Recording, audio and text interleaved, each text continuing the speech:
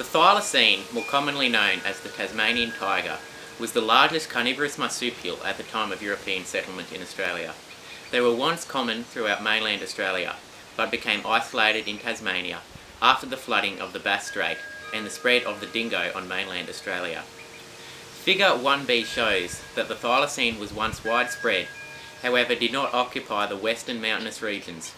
It preferred dry eucalypt forest bordering open wetlands and grasslands in which they hunted. The thylacine was feared from the beginning when Europeans arrived in 1803. With them they brought sheep, and it was believed that the thylacine was a threat to the sheep. As a result, the government brought in a bounty scheme which paid £1 for every thylacine killed. This scheme lasted from 1888 to 1912 and saw the slaughter of 2,184 thylacines. In figure 1c, you can see the collection rate of thylacines as well as the steep decline in collections from 1905 to 1908. The last known thylacine was killed in 1930, while the last captive thylacine died on the 7th of September 1936 in the Hobart Zoo. An article, Limited Genetic Diversity, Preceded Extinction of the Tasmanian Tiger, was published on the 18th of April 2012 by scientists Brendan Menzies, Marilyn Renfrey, Thomas Hayder, Freda Mayer, Thomas Heidenbrand and Andrew Pask.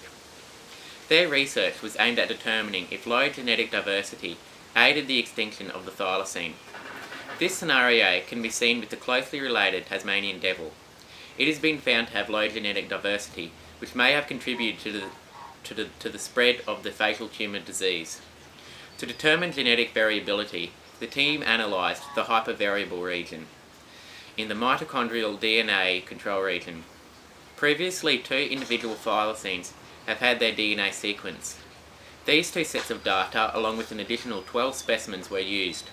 Table 1 shows the sequence length, location, date collected, sex, and polymorphic sites of the individual specimens. Figure 2 indicates the variability between different DNA fragments and the location of these fragments in the DNA sequence. There are a total of 16 fragments ranging 11 locations. The 11 fragments below in blue indicate indistinguishable sequences ranging from 100% to 99.7% identical, whereas the red fragments above indicate differences ranging from 96.2% to 87.8% in the sequencing. During the investigation, there were only 6 nucleotide differences between all the specimens sequenced.